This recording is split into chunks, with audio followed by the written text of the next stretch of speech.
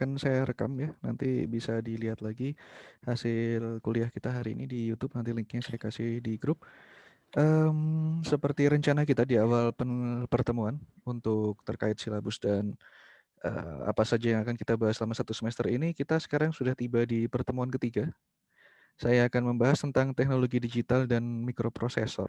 Secara sederhana, kita akan membahas tentang sejarah komputer. Pada dasarnya sebenarnya itu. Kenapa saya ingin ngebahas perkembangan komputer? Karena perkembangan teknologi sekarang itu intinya ada di pertumbuhan teknologi yang salah satu outputnya adalah komputer itu sendiri. Mungkin yang sekarang kita pegang di tangan kita masing-masing adalah smartphone seperti itu ya, tapi itu sebenarnya merupakan komputer juga yang ukurannya jauh lebih kecil dari komputer yang seperti pernah saya ceritakan 40 atau 50 tahun yang lalu. Nah, jadi hari ini insya Allah nanti kita akan kuliah, target saya sampai sekitar jam 2 ya, mungkin jadi ada 3 kali. Ada sekitar 3 kali, paling parah ya 4 kali lagi untuk 4 kali ganti Zoom link ya. Jadi nanti akan ada sekitar 4 kali ganti Zoom link, kita kuliah sampai jam 2. Seperti biasa, nanti kalau misalkan ada yang mau ditanyakan bisa langsung di chat saja atau bisa raise hand. Jadi nanti akan saya coba jawab pertanyaan di tengah-tengah kuliah. Tidak perlu menunggu kuliah selesai untuk memberikan pertanyaan. Baik, sebelum saya mulai kuliah juga saya ingin berterima kasih untuk mahasiswa yang sudah mengumpulkan tugasnya. Kebetulan belum sempat saya periksa, insya Allah akan saya periksa secepatnya. Feedbacknya mungkin di akhir minggu ini akan saya berikan. Karena saya belum sempat meriksa tugas yang kemarin, jadi konsekuensinya untuk pertemuan hari ini tidak akan ada tugas dulu lah ya. Semoga itu bisa jadi hiburan Alhamdulillah. buat kita semua. Cie. Emangnya tugas saya susah? Kayaknya kemarin 1 hari juga udah ada yang Enggak, ngumpulin. Pak. Oh gitu kan ya. Ya insya Allah tugas saya nggak susah-susah lah. Nggak akan ada yang disuruh ngitung integral gitu, turunan gitu. Nggak. Itu bagian kalkulus saja. Oh Baik, iya. mari kita mulai kuliah kita hari ini. Baik, pertama apa sih benda apa sebenarnya yang disebut digital gitu ya. Jadi kalau misalkan kita mau bilang digital, awalnya pasti kita akan bilang analog dulu gitu. Ya, sebenarnya yang kita sebut analog dan digital itu adalah bentuk sinyal gitu ya. Kita bisa lihat di sebelah kiri. Di sebelah kiri itu adalah sinyal analog. Sinyal analog itu seperti apa? Jadi itu berbeda pada bentuknya gitu. Sesuatu yang disebut sinyal analog itu biasanya bentuknya kontinu, berkelanjutan, mulus, naik turun dari gunung ke lembah, dari gunung ke lembah seperti itu. Tidak berputus-putus. Sedangkan kalau sinyal digital itu biasanya sangat strict. Ada nilai satu, ada nilai 0, ada nilai satu, ada nilai 0. Kalau nilai satunya 2 ya nanti sejajar. Nolnya di bawah. Kalau misalkan kita ibaratkan ke dalam suatu gambar gitu ya. Kalau misalkan kalian gambar pakai pensil di atas kertas, kalian gambar gambar nasional kita gitu ya. Ada gambar 2 gunung, ada sawahnya, ada mataharinya, ada awannya, ada burung angka 3 kebaliknya. Nah, itu adalah contoh gambar analog. Itu adalah contoh gambar analog yang kalian gambar dengan tangan kalian sendiri. Gambarnya kontinu, garis lengkungnya ya meskipun ada yang belok-belok, tetap lengkungnya mulus, bulat sempurna gitu ya. Kalau kita lihat gambar-gambar yang di sebelah kiri bawah ini, gambarnya semuanya lengkungannya banyak. Bedakan dengan gambar secara digital. Gambar secara digital itu masing-masing titik itu bisa bernilai satu atau kosong, ada warna atau tidak. Tapi kalau kita sederhanakan, yang tadinya bulat itu jadi kotak, yang tadinya lengkung itu jadi siku. Itu adalah contoh penyederhanaan dari analog ke digital. Gambar yang dilihat oleh mata kita itu gambar analog. Sinyal yang diterima oleh mata kita itu sinyal analog. Sinyal yang kalian dengar, sinyal apa dari suara saya masuk ke telinga kalian itu sinyal analog. Meskipun itu diproses secara digital suaranya karena harus lewat laptop dulu, lewat Zoom dulu, dikirim dulu sampai ke handphone kalian dulu. Nah, tapi dari headphone kalian masuk ke telinga itu sinyalnya analog, meskipun sinyalnya dikirimkan secara digital. Setelah ini saya akan memberikan contoh beberapa. Nah, ini siapa yang suka main Among Us nih? Ini termasuk misi yang paling nyebelin ya. Jadi kalau misalkan, Saya. nah ya ini paling susah ya. Kalian harus muter ini ke kiri, ke kanan, ke kiri, ke kanan. Ini adalah salah satu contoh sinyal analog yang nanti kalau misalkan kalian praktikum bisa kalian temui di osiloskop. sinyal sinusoidal karena bentuknya seperti apa ini grafik sinus ya. X terhadap Y, ini ada sumbunya, ini ada besarnya. Salah satu susahnya untuk menyelesaikan misi sabotase impostor ini adalah kalian harus mencari istilahnya setelan yang pas agar kalian bisa menyamakan sinyal di sebelah kanan menjadi sinyal di sebelah kiri. Itu adalah salah satu kekurangannya sinyal analog. Gampang mengalami gangguan.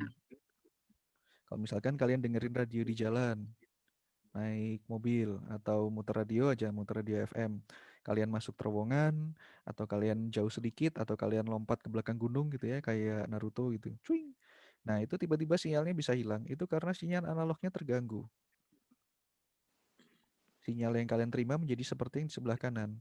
Banyak resek-resek. Kemudian atau omongannya jadi nggak jelas. Lebih parah sinyalnya hilang sama sekali. Tapi biasanya ada transisi mulai dari dia kedengaran jelas sampai ada gangguan. Nah, itu contoh sinyal analog. Sinyal analog ini macam-macam ya. Sinyal gelombang radio itu bisa analog. Suara seperti yang saya bilang tadi itu analog. Ini adalah contoh beberapa peralatan dan media analog. Ada yang tahu nih sebelah kiri ini apa? Itu radio, Pak. Nah, ya salah. Yang di sebelah kiri MP3. bukan. Waduh. MP3 jadul. Ya, MP3 zaman dulu ya, namanya Walkman ya. Kalau ada yang nonton ini Guardians of the Galaxy itu yang dipakai Star-Lord. Ini adalah Walkman generasi pertama. Sony TPSL 2 tahun 79 dengan media penyimpanannya berupa kaset. Lagunya disimpan di mana? Ini di pita ini.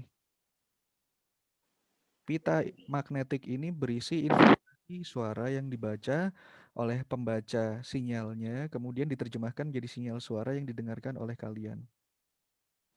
Ini contoh media analog, disimpannya secara fisik. Ada bentuk fisiknya, dan dia menerjemahkan suara yang direkam menjadi informasi magnetik di atas pita ini. Makanya kalau pitanya kelipet, pitanya kusut, lagunya jadi rusak. Karena disinilah lagunya disimpan. Kaset ini dipakai sampai tahun 2000 awal. Setelah itu kita kenal MP3 dan akhirnya goodbye kaset lah ya. Sampai sekarang yang ngedengerin kaset cuman orang-orang aneh saja. Saya misalkan. Kemudian yang kedua adalah kamera analog. Ini adalah salah satu contoh kamera analog. Kalau misalkan nanti ada yang ikut UKM fotografi akan saya terangkan lebih lanjut. Tapi intinya adalah dia menerima cahaya masuk, kemudian dia membuka tirainya sehingga gambar yang masuk lewat lensa akan jatuh di atas selulosa ini. Sebutannya adalah celluloid film. Nanti gambarnya jatuh di sini, kemudian ini harus diproses dulu namanya dicuci sampai akhirnya jadi foto yang kalau misalkan kakek nenek kalian punya foto yang dipajang besar-besar di rumah ya itu asalnya dari sini biasanya itu kakek nenek ya. Ini tuh mulai habis tahun 2000 awal juga. Siapa yang masih punya kamera analog nih? Saya mau tanya dulu, siapa yang masih punya kamera analog? Ada, cuman nggak bisa dipakai. Nggak bisa dipakai kenapa kah? Udah rusak ininya, rusak untuk mekanisme ngebuka tutupnya atau gimana? Nggak itunya Dikasihin, buat Pak. filmnya itu yang Oke. putarnya itu. Benar, filmnya ini mahal ya sekarang. Kalau nggak salah satu senior kalian itu sekarang jualan film juga. Satu roll itu sekarang harganya sekitar 35.000 sampai 40.000. Kalau yang pro, misalkan ini Portra ini mahal, ini bisa sampai 120.000. Apalagi kalau misalkan mau bikin jadi film beneran ini 35 sampai 50.000 lagi. Jadi emang mahal. Begitu juga dengan buku nih, ini buku tebal ini kayaknya dari zaman dulu. Nah, satu buku seperti ini itu menghabiskan banyak uang, berat, menghabiskan banyak energi juga kalau misalkan mau dipindah-pindah, kalau mau di-copy. Kemudian kalau misalkan disimpan dia juga menghabiskan ruang ya. Ini misalkan kira-kira ngabisin berapa buku ini?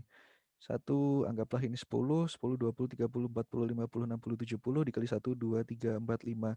350 buku itu kira-kira bisa ngabisin satu dinding kamar kalian sendiri. Satu buku itu mungkin kalau kita terjemahkan ke dalam satu PDF ya, itu bisa 1 sampai 2 mega. Itulah kenapa media analog, jadi bedakan ya, peralatan dan media, apa bedanya? Ada yang tahu?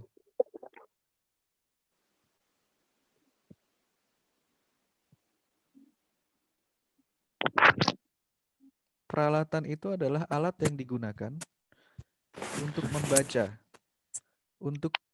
untuk membaca informasi. Sedangkan medianya ini adalah di mana informasi tersebut disimpan. Untuk membaca misalkan untuk menangkap informasi kita pakai kamera. Informasi gambarnya disimpan di film. Ini medianya, ini alatnya. Untuk dengerin kaset. Medianya adalah kasetnya ini atau lebih tepatnya pita magnetnya ini. Untuk membaca informasinya kita menggunakan Walkman. Ini alatnya, ini medianya. Kalau misalkan di buku, ya medianya adalah buku itu sendiri, peralatannya ya mata kalian gitulah ya. Nggak perlu bantuan yang lain. Itu contohnya. Ini buku kita masih pakai sampai sekarang ya, terutama karena beberapa kegiatan memang masih membutuhkan hard copy gitu. Kalau misalkan kalian nulis tugas akhir, masih tetap butuh buku fisiknya. Tapi kalau di kuliah saya nggak mau ngabisin pohon-pohon di Kalimantan buat tugas-tugas yang nantinya bakal saya buang juga atau saya loak dan nanti jadi kertas pembungkus gorengan gitu ya. Jadi kita pakai paperless aja. Karena itulah kita beralih ke dunia digital. Kamera sama, informasinya masih masuk ke sini ya. Gambar itu masih masuk ke lensa. Cuman kalau pada nenek moyangnya tadi informasi itu jatuh ke atas film, ketika kita pakai kamera digital, informasi gambar yang masuk tadi jatuh ke atas sensor cahaya dan dia disimpan nanti ke dalam memori. Lihat bentuknya lebih tipis. Kemudian ukurannya lebih kecil. Memorinya bisa dipakai berulang-ulang. Emang lebih mahal lah ya memori, nggak juga sih sebenarnya. Sekarang memori kayak gini harganya juga sama kayak satu film tadi. Satu film tadi ini cuman bisa dipakai 36 kali, harganya 35.000. Kalau yang ini bisa dipakai berkali-kali, harganya juga segitu-gitu juga lah ya. 40.000, 50.000. Bisa dipakai ratusan ribuan kali. Apa ini ada umurnya? Ada. Sama seperti USB, sama seperti memory card seperti ini. Biasanya mereka ada jumlah eh, operasi yang bisa dilakukan di atasnya. Biasanya 100.000, 10.000 sampai 100.000 kali istilahnya copy hapus lah seperti itu. Kemudian ada iPod nih.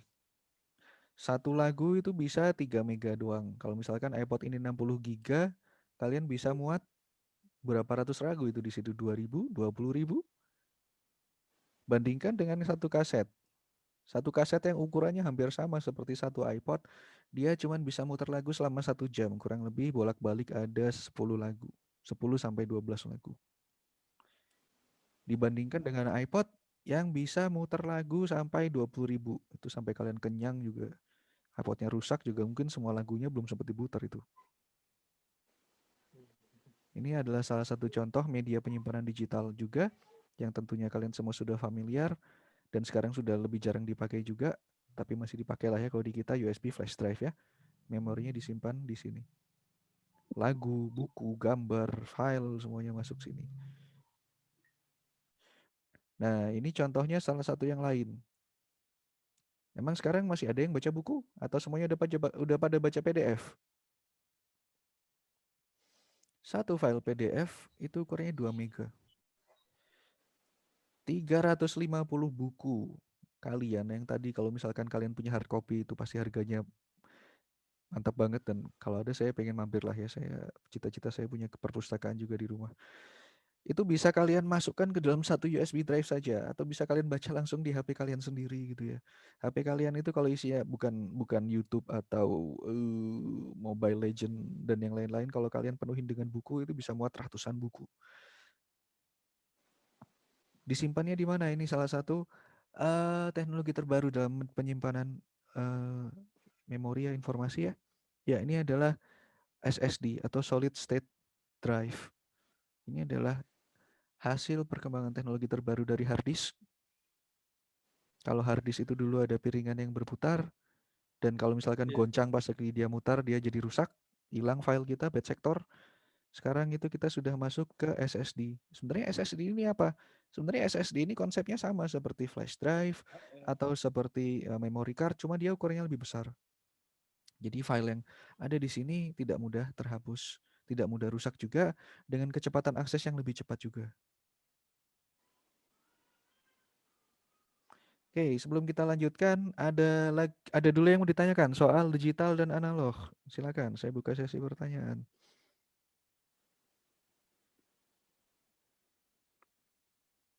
Ada yang mau ditanyakan? Ada yang kurang jelas? Digital, analog, ada yang pernah tertarik dengan hal-hal yang sifatnya analog?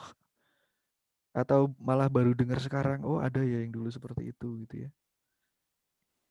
Siapa Pak, yang, ya izin gimana bertanya. silakan. Boleh.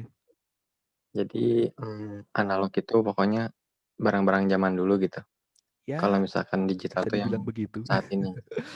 Kurang lebih bisa dibilang seperti itu. Kita membedakan suatu hal itu analog atau digital itu dari mana?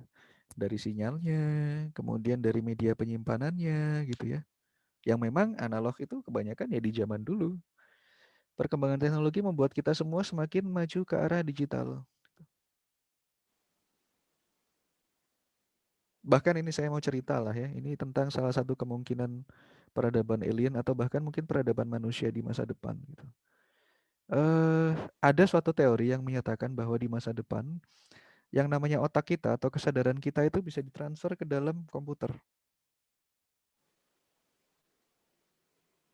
Jadi kita mau ngapain aja, kita nggak perlu keluar dari komputernya gitu. Kalau misalkan ada film yang pernah kalian mungkin pernah nonton gitu ya, judulnya Source Code. Itu bagaimana kesadaran seseorang dimasukkan ke dalam komputer dan dia hidup di dalam simulasi. Ada kemungkinan seperti itu di masa depan, dan juga itu yang menyebabkan itu jadi salah satu alasan kenapa sampai sekarang kita belum pernah ketemu alien. Karena mungkin alien yang sudah sangat canggih itu memindahkan kesadaran mereka ke dalam komputer dan mereka nggak perlu kemana-mana. Hanya pikiran mereka saja yang perlu kemana-mana, tapi secara fisik mereka tidak perlu berpindah tempat. Itu adalah salah satu contoh digitalisasi tapi yang ekstrim ya, di mana yang namanya kesadaran kita dipindah ke dalam dunia digital. Kalau kalian pernah nonton atau pernah tahu film Matrix, nah itu salah satu contohnya. Itu film waktu saya masih SD sih, tapi saya harap kalian tahu ada film seperti itu dulu. Oke, pertanyaan yang lain. Untuk ukuran SSD udah Ya. nyampe berapa Pak sekarang Pak? Oh, menarik. Berapa ya? Masih belum segede 1 tera sih, tapi 200 gigaan juga udah cukup rasanya. Kalau di laptop saya ini SSD-nya berapa ini? 60-an. 60 apa 100 ya? Segituan lah. 60 atau 128. Mungkin paling besar ada di 250. Teman saya punya SSD 250.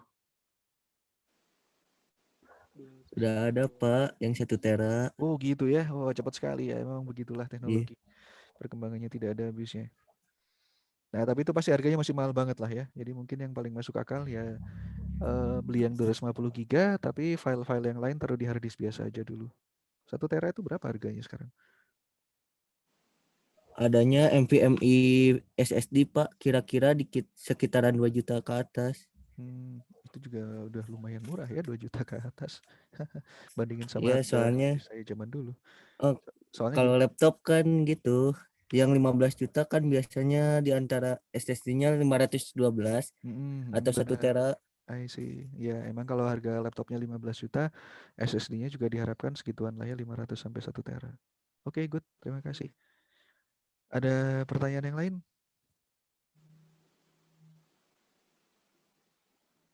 Analog dan digital? Soalnya setelah ini saya akan mulai masuk ke sejarah komputer yang mungkin agak panjang dan akan menghabiskan istilahnya yang paling porsi yang paling besar dari kuliah kita sekarang gitu ya.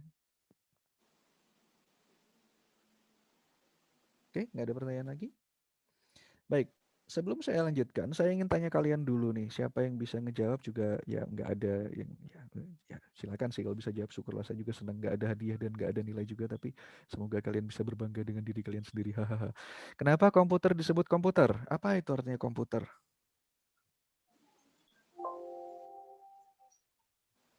Apa artinya komputer ya? Ada yang tahu nggak? Compute, artinya apa compute? Compute itu adalah bahasa Inggris. Kendalikan, Pak. Kalau kendalikan itu control. Terima kasih. Yang lain ada yang mau coba jawab? Apa Komputer artinya adalah compute? Gimana? komputer adalah sebuah perangkat yang digunakan untuk berkomunikasi secara Oke. sinkronik atau asinkronik kayak seperti itu, Pak. Mantap sekali. Saya bahkan nggak tahu itu apa sinkronik dan asinkronik. Tapi terlalu rumit ya penjelasannya dan Compute itu bukan itu yang ingin saya menghitung, Mbak. Nah, itu yang pengen saya Secara dengar. Terima langsung kasih. itu, Pak. Itu yang pengen saya dengar. Terima kasih. Komputer itu artinya adalah penghitung. Compute itu artinya menghitung. Komputer itu alat untuk menghitung.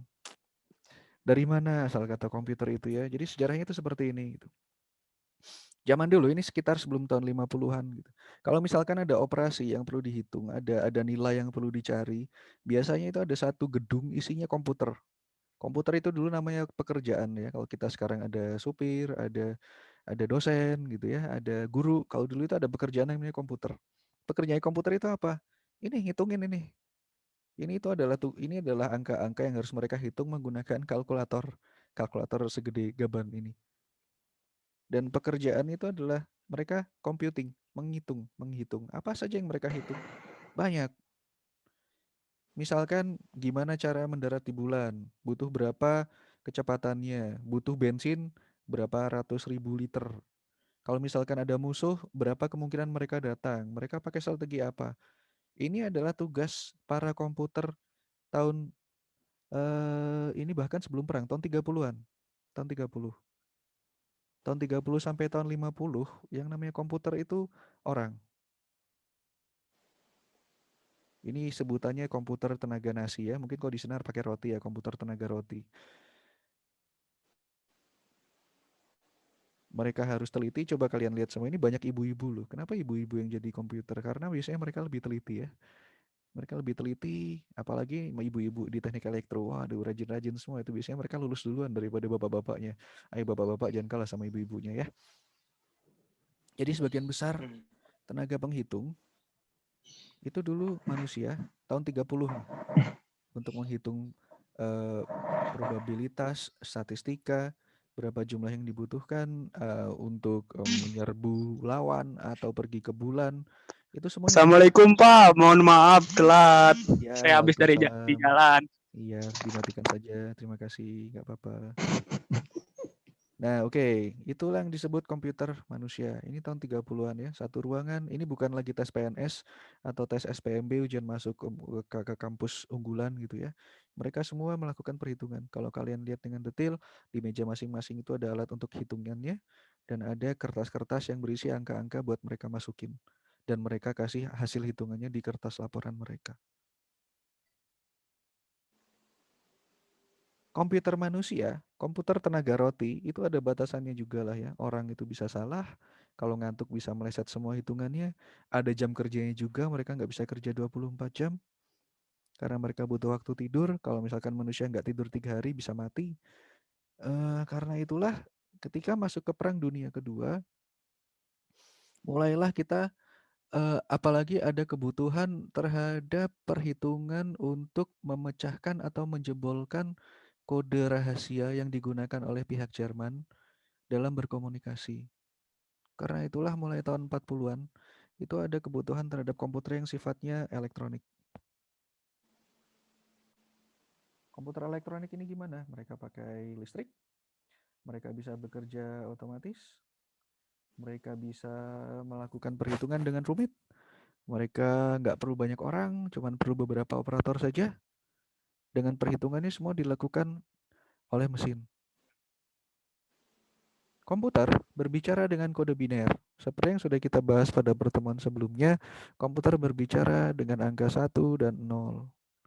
Angka 1 itu artinya ya, angka 0 bisa diartikan tidak. Dan kalau dikombinasikan jadi perintah atau kode, dia bisa menjadi beberapa fungsi yang berbeda. komputer berbicara dengan dua bahasa seperti ini, 0 dan 1, itu bisa diibaratkan sebagai kumpulan dari saklar elektronik. Kalau kalian lihat saklar, ini ada angka 1, ini ada angka 0, itu ada maksudnya ya. 1 itu artinya nyala, yes. 0 itu artinya mati, no. Tapi coba bayangkan kalau misalkan di kamar kalian ada saklar.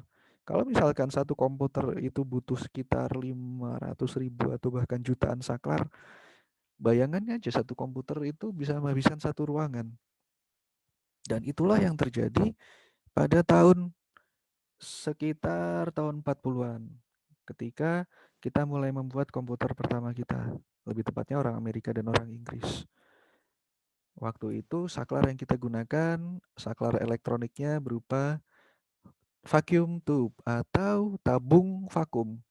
Mungkin sekarang kalian masih bisa menemukan, terutama kalau kalian adalah audiophile ya, yang suka mendengarkan suara-suara ajaib dari file MP3 kalian misalkan, yang namanya vacuum tube itu masih bisa ditemukan. Tapi ini dulu adalah memiliki sifat seperti transistor. Ada yang ingat transistor itu apa? Mungkin waktu SMA pernah belajar? Penguat bukan, Pak? Gimana, maaf kurang jelas? Penguat bukan, Pak? Bukan, kalau penguat itu amplifier. Tapi terima kasih, Penyimpan itu arus deketan. sementara. Penyimpan arus sementara itu kapasitor. Komputer. Oh iya.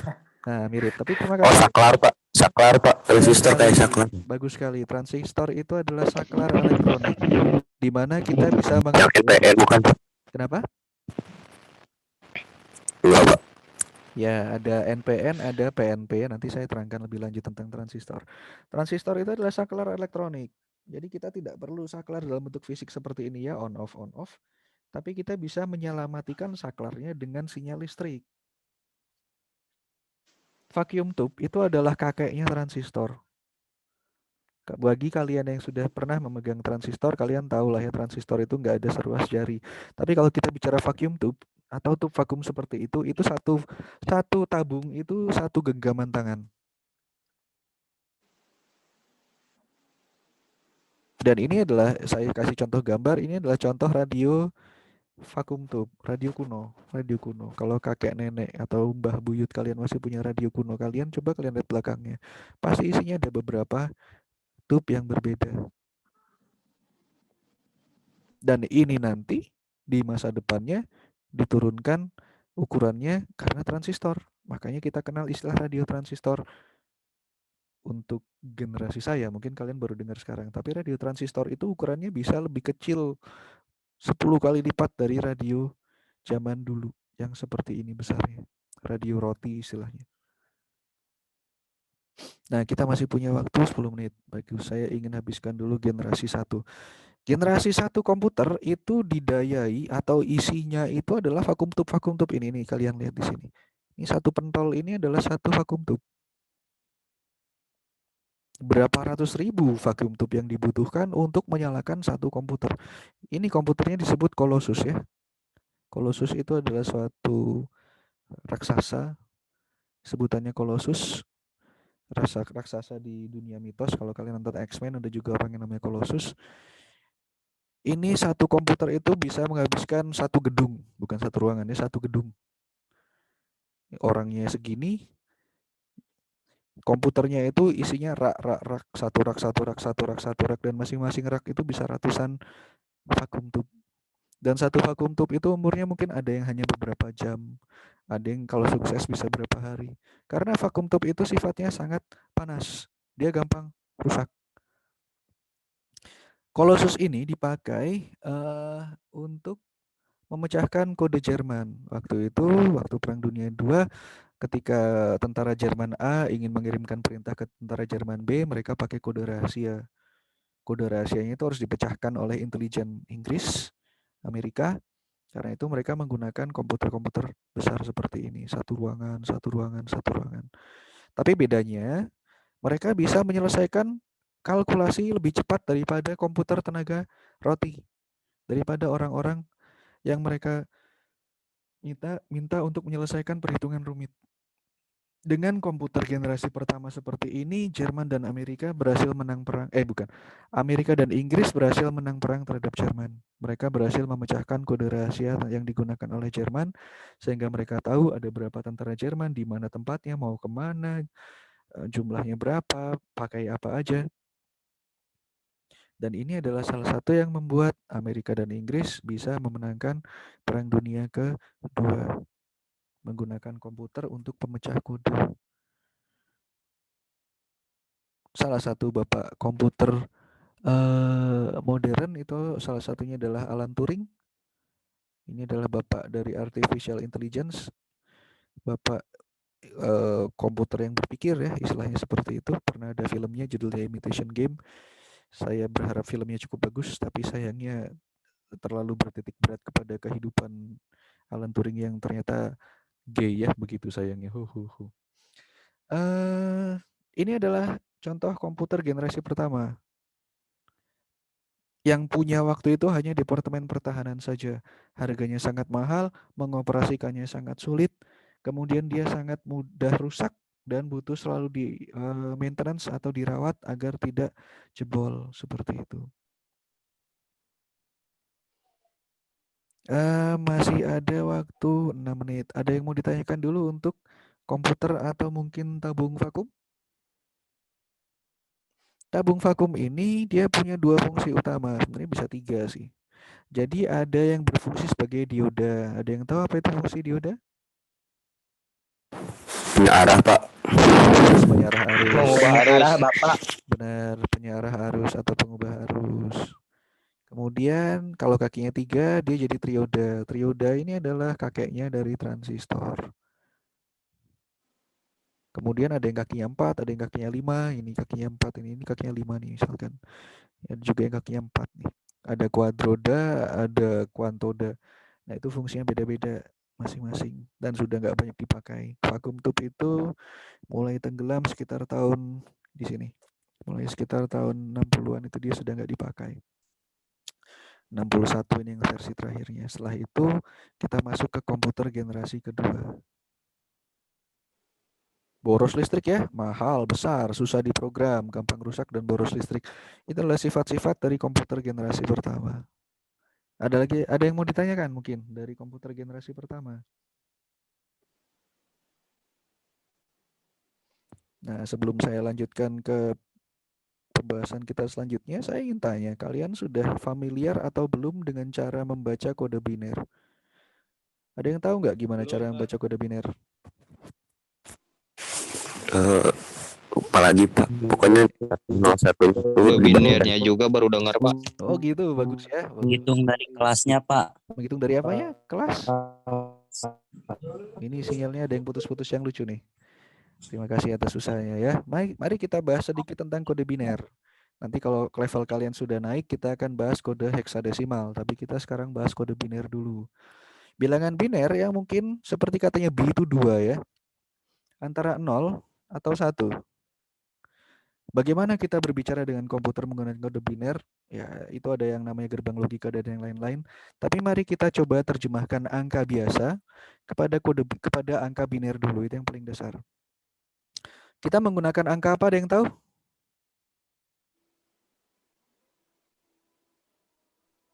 Angka yang kita gunakan adalah angka? 1 dan 0. 1 dan apa? Angka yang 1 kita dan pakai, 0. bukan. Angka yang kita pakai di kehidupan 1 sehari-hari. dan 0. Nah, itu kode biner, itu angka biner. Kalau angka biner itu hanya 1 dan 0 saja. Memang, karena dia punya 2 sifat, punya 2 kondisi, kalau nggak 1 ya 0. Angka yang kita pakai sebagai manusia dalam kehidupan sehari-hari itu adalah angka desimal. Angka desimal ini gimana? 1 sampai 9 ya. 1 sampai 10, nah, salah. Angka desimal itu yang kita pakai sebenarnya ada 10 kemungkinan, yakni 0 sampai 9. Desi itu artinya 10. 10-nya dari mana? Dari 10 kemungkinan angka yang kita pakai. 0, 1, 2, 3 sampai 9. Angka 10 yaitu angka kombinasi dari 1 dan 0. Tapi dasarnya ini ada 9 kombinasi. Untuk angka biner, dia cuma punya 1 dan 0. Karena itu, yang perlu kita pahami pertama adalah bagaimana kita mengubah angka desimal ke dalam angka biner. Nah, tapi sebelum itu saya ingin mengingatkan kepada kalian dulu bagaimana sebenarnya angka desimal bekerja. Apa artinya angka 16? Ada yang tahu? Kalau misalkan kita pecah angka 16 ke dalam operasi aritmetik yang lebih sederhana, apa artinya? Apa artinya angka 325? Desimal bukan Pak? Angka desimal bukan? Benar, itu angka desimal. Tapi apa artinya? Selama ini kita hanya pakai saja, tapi kita filosofi di belakangnya mungkin kita lupa atau kita hanya terima begitu saja. Mungkin patokan Pak. Apa itu patokan? Nggak tahu Pak, itu mah Pak. Ya bagus. Jadi yang ingin saya Soalnya Pak. Gimana? Soalnya Pak bilangan desimal Pak. Gimana? 1. Soalnya bilangan desimal yang suka dipakai oleh yang diartikan ke bilangan biner biasanya 1, 2, 4, 8, 16 kayak Ya, gitu Pak. Ada alasannya. Nanti saya terangkan kenapa. Tapi pertama-tama saya ingin kalian pahami dulu apa filosofi di balik angka desimal.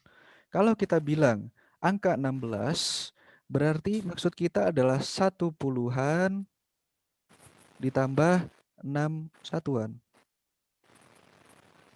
Kalau kita bilang angka 325 berarti ada 300-an. Ini pelajaran SD ya, ada yang masih ingat? Ditambah 20-an, benar. Ini pelajaran SD sekali. Tambah 5 satuan. Kalau kita tulis secara angka, itu 1 dikali 10 pangkat 1 ditambah 6 dikali 10 pangkat 0. Ini kalau kita turunkan menjadi bentuk yang sama, menjadi 3 dikali 10 pangkat 2 ditambah 2 dikali 10 pangkat 1 ditambah 5 dikali 10 pangkat 0. Saya putus di sini, akan saya kasih link yang baru ya.